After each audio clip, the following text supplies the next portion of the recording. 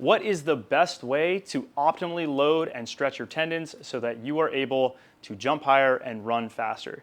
What's up, guys? My name is John Evans. I coach the highest jumper in the world, and I have used this concept to help me train him to a 50.5 inch vertical, all the way from 42 inches to now, or 43 inches to now 50.5 inches, which is quite an accolade. No one has actually jumped that high since, and he is probably the most improved elite athlete I've ever worked with, which is a very difficult thing to do. So we're gonna get into the muscle tendon mechanics because this is super important to understanding how you're able to better use your tendons to bounce off the ground, right? One thing that you need to understand with this is that tendons have a given spring constant, meaning the lizard's back. Tendons have a given spring constant. So you can see Hooke's law here is a representation of this. And basically what this says is that for a given force of a spring, and tendons function like springs, you have a given stiffness of that spring that would be genetically predetermined or something that you've modified over time through training or stiffening the tendon. And then you also have the distance that that tendon stretches, and that would be notified by this X. So the stiffness that your tendon has would be modified, like I said, through training. So if you are doing a lot of strength exercises, we see tendon stiffness changes. This changes because the tenocyte is stressed, it produces more collagen matrix, and then you have a stiffer tendon. This is why resistance training is such a massive part of all of the training programs that I write. And it's also why I started to integrate a lot of lower leg work into my training, something that most elite coaches did not include in their training before I came along. I don't like to take all the credit for that, but I have noticed an uptick in lower leg training, specifically the soleus and gastroc. Obviously, people train the tibialis anterior, which we'll get into that maybe in a different video. Specifically, we're gonna talk about the Achilles and we're gonna talk about the gastroc because it is easy to visualize and it'll help you guys understand how to be a better athlete and take advantage of this. The second thing you need to understand is that your MTU is your musculotendinous unit, meaning the entire length of this gastroc muscle and this tendon is known as your MTU. So the total distance of your muscle and your tendon is your musculotendinous unit. I've denoted this as a horizontal line for the muscle and then this spring-looking thing as the tendon. So you can see here we have 3 different muscle lengths at the same musculotendinous unit length, right? So each of these are the same distance. Each of these musculotendinous units are the same distance, but how we're getting that length is coming from either a longer tendon and a more contracted muscle or a more relaxed muscle and a shorter spring or a shorter distance for that spring. So let's say, for the sake of this example, that these springs are exactly the same. They have the exact same K constant, and we want to get as much force as possible out of that tendon. Obviously, or it should be obvious, that the spring that is stretched the greatest amount, if this K constant is the same, meaning it has the same stiffness, the greatest amount that that tendon is going to be stretched is going to give us the greatest amount of force from these springs. Now, while this might seem very simple, it's actually going to be a little bit confusing if you have previous experience with exercise science. And the reason for that is because of the differences in contraction types. Here, we are exhibiting a concentric muscle action, meaning that the muscle is shortening. Here, we have an eccentric muscle action, meaning that the muscle is lengthening. Here, we have an isometric muscle contraction where the muscle is the same length.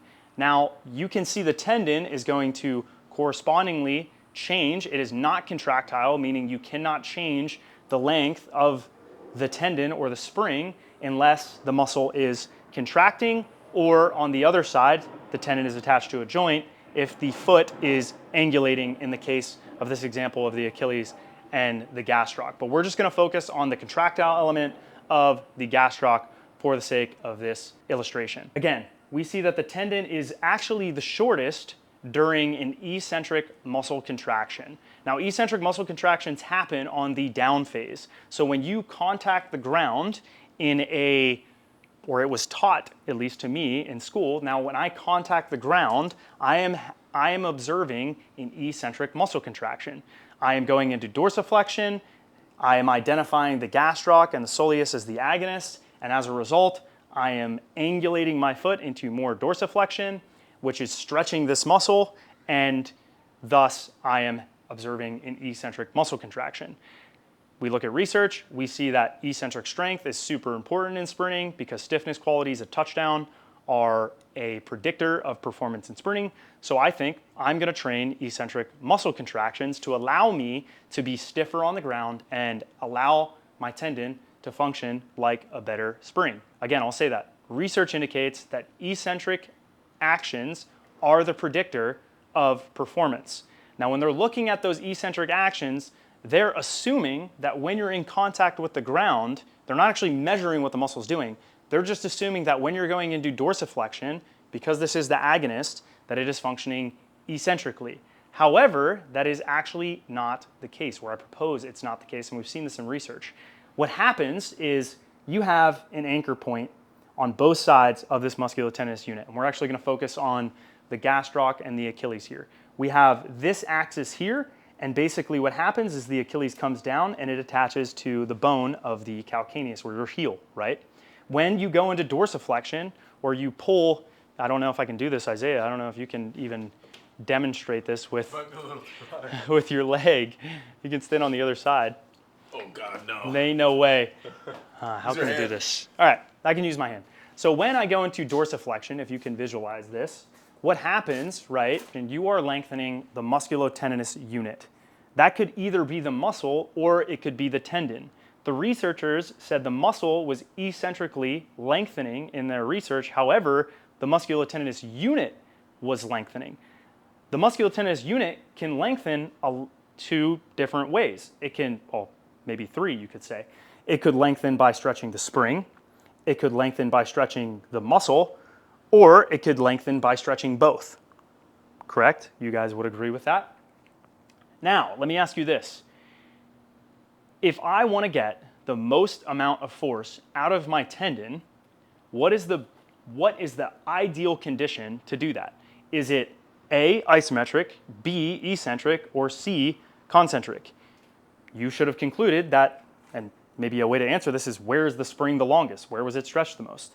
Well, it's stretched the most in this condition, and we decided this was concentric, the muscle's shortening. So if the muscle's stretching concentrically, I will get the spring to be the greatest. However, we know that, or at least in school we were taught, if the gastroc contracts concentrically, then I will be doing plantar flexion. So let me get this straight. If I want the greatest amount of stretch to happen, then I need to be functioning concentrically, but I need the musculotendinous unit to either be staying the same length or lengthening. We said earlier that on touchdown, your musculotendinous unit, as you go from touchdown, when your foot touches the ground, to mid-support, your musculotendinous unit is lengthening, correct?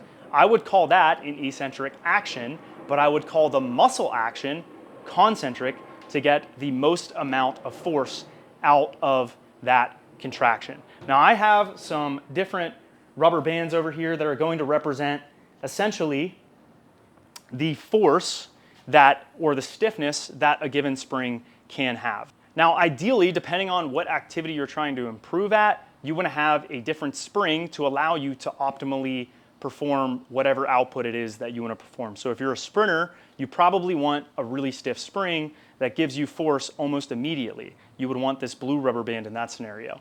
Now, if you're a jumper where time maybe isn't as much of a concern, maybe say a 2-foot jumper, you could afford to have a softer spring that maybe you get more force out of by stretching, or the total force out of it is greater by stretching it more. And you wouldn't need as strong of a muscle to stretch this rubber band, but you could stretch it more because it is softer, and you might get a total output that is higher, especially because you have more time to stretch it, and muscles are good at creating force over time concentrically.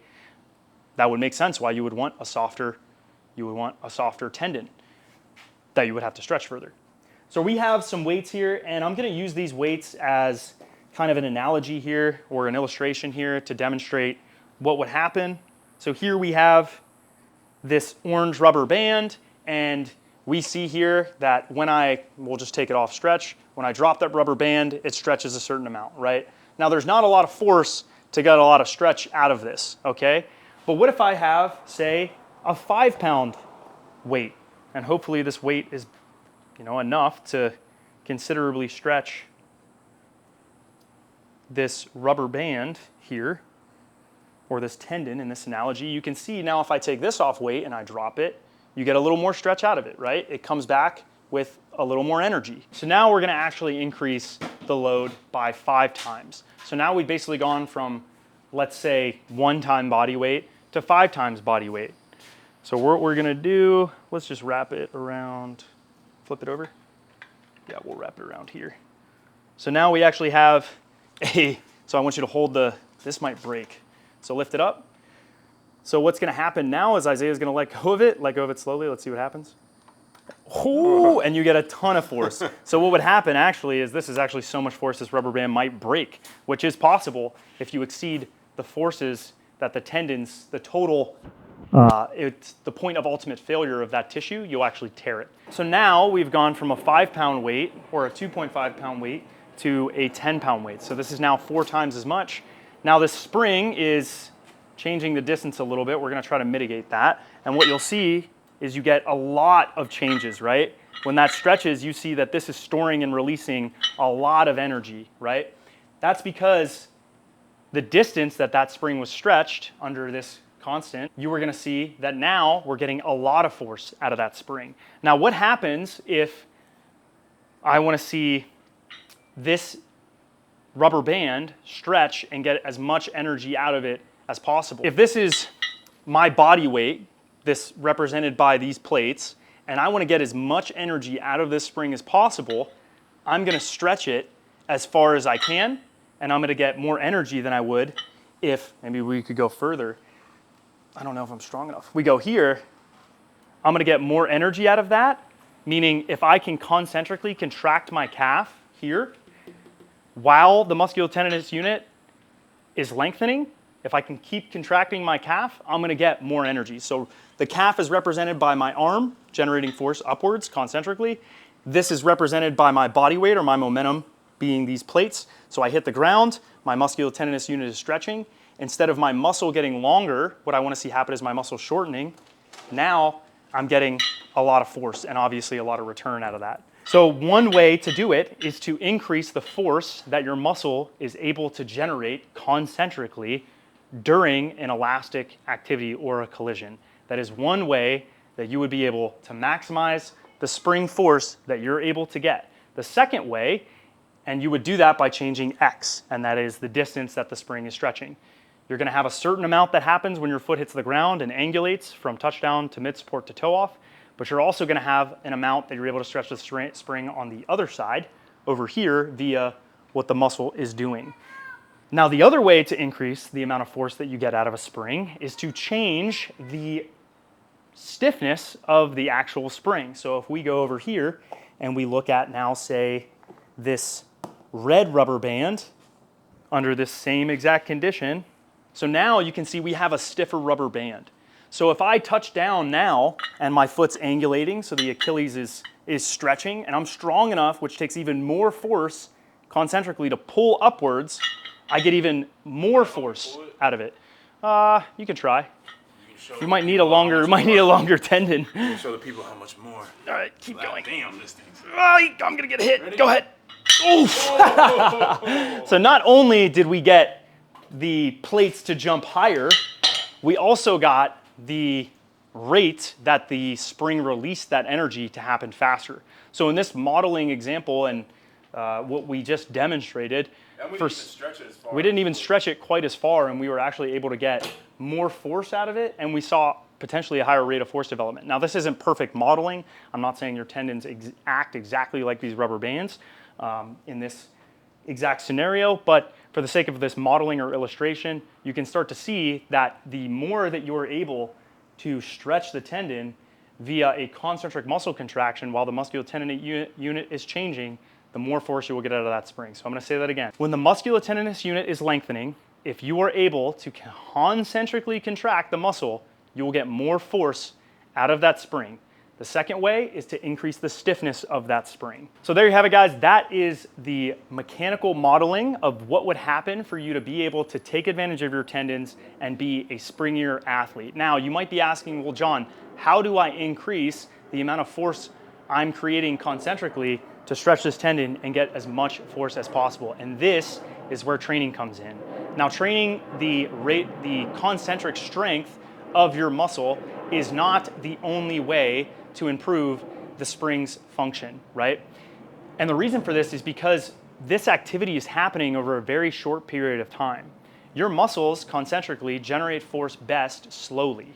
However, the activity I'm asking you to do is very fast, whether that's running or jumping or sprinting. Specifically in the gastroc and Achilles, those activities are happening between 300 milliseconds and 150 milliseconds. Now, if you've ever squatted or done a calf raise, you know that those activities take longer than the fraction of a second. They could take upwards of a second, an entire second, which is 5 times as long.